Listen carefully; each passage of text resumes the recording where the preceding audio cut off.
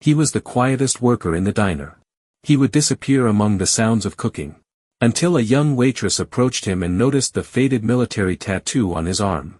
Before we begin this powerful story of hidden service, quiet courage, and unexpected heroism, tell me in the comments which city you're watching from today, and if you believe stories like this need to be remembered, hit that subscribe button and help us make sure they are. Mel's Diner on Chicago's North Side was one of the city's most beloved spots. Red and white checkered floors, an old jukebox, and an atmosphere thick with nostalgia. The neighborhood loved this place, cheap, filling meals and friendly service.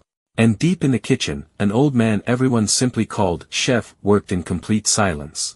He arrived every morning at exactly 6 a.m. Never late, never early. He put on the same white apron, pulled out his thermos of coffee, and began another long day. He never listened to the radio, rarely talked to other workers. He just focused on the food, every order, every detail, every customer. The young waitresses who worked at the diner knew him well, especially Maria Gonzalez, 22 years old, who had been working there for a year. She and the other workers always saw the old man in the same place, at the stove, working quietly, never rushing, as if time flowed differently for him. "Why doesn't this guy ever talk?" Maria had asked the owner, Mel, once. "He doesn't talk, but he does perfect work. He's been here 15 years, never had a single complaint. Customers love him." That was exactly right. The old man made every dish perfectly, but never spoke. He would listen carefully to orders, prepare them, carefully place them on serving trays, and move on to the next order. As if he communicated through actions, not words. One morning Maria gathered her courage and approached the old man. "Good morning, chef," she said with a smile. The old man looked up from the stove. His face showed the marks of age, but his eyes were sharp and alert. "Morning, Maria," he replied in a low but warm voice. "How long have you been cooking?" "Long time," he said simply. "Do you have family?" The old man slowly set his spatula on the counter. "Not anymore." This answer made Maria pause. There was a slight sadness in the man's voice, but also an accepted strength. "Well, we're your family here," Maria said sincerely. The old man looked at her and smiled very slightly. "Thank you, Maria. That means a lot." That was it. He didn't say anything more. Maria nodded understandingly and returned to her tables. The old man turned back to his stove, as if nothing had happened. Over the following weeks, Maria began watching him more closely. There were different things about the man's way of working. How he held kitchen knives, very precise, very controlled, as if every movement was calculated. His way of moving, every step definite, no unnecessary movement. And his posture, constantly alert, as if he was continuously scanning his surroundings. "Mel," Maria said to her boss one day, "what do you know about Chef?" "Not much. He came 15 years ago, asked for work, been doing perfect work ever since." "Do you know where he came from?" Mel shrugged. "Never asked. He's reliable, quiet, does his job. What more do you want?" But Maria's curiosity was growing. There was something different about the old man, his posture, his precise knife skills, that constant attention to his environment. She began watching the old man more carefully. His hands, old but very strong, fingers sensitive but determined. How he organized the kitchen, everything in its place, systematic, like military discipline. And his eyes, constantly scanning around, evaluating every customer, every sound.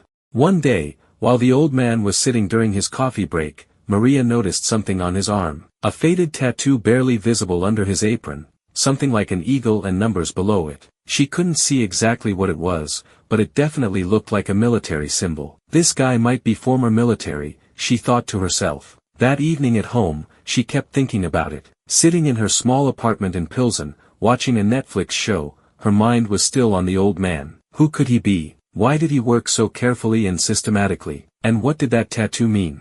She would learn the answer on that unforgettable night. Friday night, exactly 10:30 p.m. The diner normally closed at 11, the last customers were slowly leaving. Maria was cleaning tables, Mel was doing the day's accounting at the register, and the old man was cleaning up the kitchen. Just then, two men entered through the door. At first glance they looked like normal customers, but Maria's instincts immediately sounded an alarm. Both were dressed in dark clothes, looked nervous, and most importantly, their eyes were constantly scanning around, as if they were looking for something.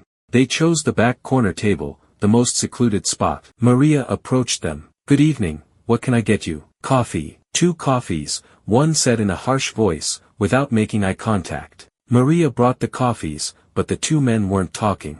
They just seemed to be waiting, constantly checking their watches. This was beginning to make Maria uncomfortable. At 10:45, the last customer left. Now only Maria, Mel, and the old man remained in the diner. And of course, those 2 mysterious men. Just then, one of the men stood up and pulled something from his pocket. A gun. "Nobody move," he shouted in a harsh voice. Maria's heart nearly stopped. The second man also stood up, he was armed too. "Hands up, this is a robbery." Mel raised his hands, his face had gone completely white. Maria did the same, beginning to tremble. "You, old man," one of the men shouted toward the kitchen. "Come out here, now." The old man came out of the kitchen, raising his hands. But Maria noticed a change in his walk. He no longer looked old and slow. His posture was straight, his steps controlled and calculated. "Open the register," the first man ordered Mel. Mel tried to open the cash register with trembling hands. There wasn't much money inside, maybe $200 to $300. "That's it?" the second man asked angrily. "Where's the rest?" "That's all we have," Mel said fearfully. The first man turned to Maria. "You, girl, where's the safe?" "We don't have a safe," Maria said, trying to breathe. The man came closer to her, pointing his gun at Maria's face. "Don't lie to me." Just then, the old man spoke. "Leave the girl alone." His voice was completely different now. Strong, authoritative, like someone used to giving commands. "What did you say, old man?" The first man turned in surprise. "I said leave the girl alone." The second man pointed his gun at the old man. "Shut up and get on the ground." The old man didn't move. He stood calmly, his eyes moving between the 2 men, as if assessing the situation. "I'm not going to tell you again," the second man said, even more agitated. "Neither am I," the old man said in a very calm tone. Then everything happened very fast. The old man suddenly moved. His speed was incredible. He grabbed the gun from the second man's hand, at the same time turning toward the first man. The first man tried to shoot, but the old man was much faster. With 2 professional movements, he brought both men to the ground. He took the guns from their hands, got both of them under control. The whole incident lasted less than 5 seconds. Maria and Mel were frozen. This movement. This was professionalism. This was training. "Call 911, the old man said in a very calm voice, as if nothing had happened. Maria called with trembling hands. The police arrived 10 minutes later. When the police questioned the situation, the old man showed them his identification. Chief Petty Officer James Sullivan, retired Navy SEAL. 20 years active duty.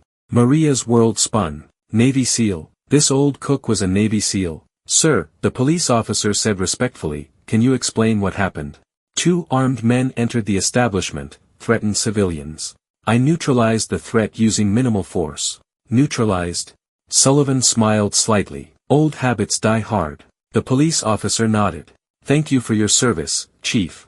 "Thank you for yours, officer." The robbers were arrested, statements were taken, but everyone had the same question in their minds: who was this old cook really? "Chief Sullivan," Maria finally said, "why didn't you tell us who you were?" Sullivan picked up his thermos coffee and took a sip. "Didn't need to. Until tonight. But we could have known. We could have respected you properly." "Maria," Sullivan said gently, "respect isn't something you demand because of what you used to be. It's something you earn by who you are today. And you've definitely earned it." Sullivan smiled. "I've just done my job." Both jobs. The next day Sullivan came at the same time again. Same apron, same coffee, same calm manner. As if nothing had happened. But now Maria looked at him with completely different eyes. And so did everyone at the diner. "Good morning, Chief," Maria said. "Just Sullivan is fine," the old man said. "We're all family here, remember?" They both smiled. The diner felt very different that day. Same sounds, same smells, but a very different energy. As if everyone felt a little safer. Sullivan talked to Maria during lunch.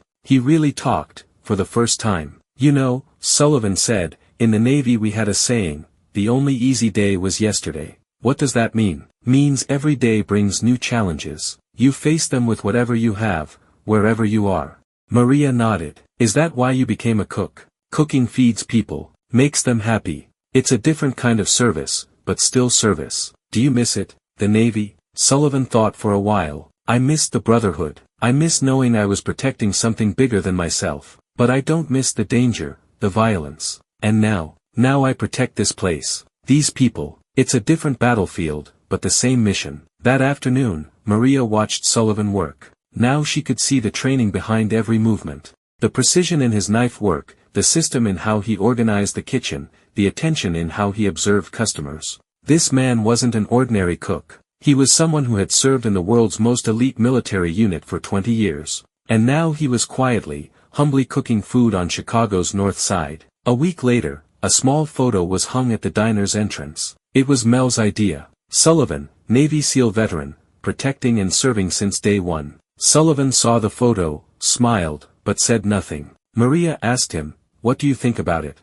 "I think," Sullivan said, "that some people serve in uniform, others serve in aprons. What matters is the heart behind the service. But people should know who you really are. People who need to know, already know." 2 weeks later, the diner returned to its normal routine. Sullivan was still the quietest worker, still working with the same care. But now customers treated him differently, especially veterans. One day an old Marine came in. He came to order food, but when he met Sullivan, he froze. "Navy SEAL?" he asked. "Retired." "Huya, Chief, thank you for your service." Maria now understood. Sullivan wasn't just cooking food. He was a protector, part of the community, continuing to serve. In a different way, but with the same purpose. Sometimes the most ordinary-looking people are those with the most extraordinary backgrounds. Retired Navy SEAL Chief James Sullivan had appeared to be just a cook for 15 years. Nobody knew he had served his country for 20 years. Until that night when he was forced to show his true identity. Now I ask you, have you ever met someone like that? Someone who seemed ordinary but actually had an incredible background?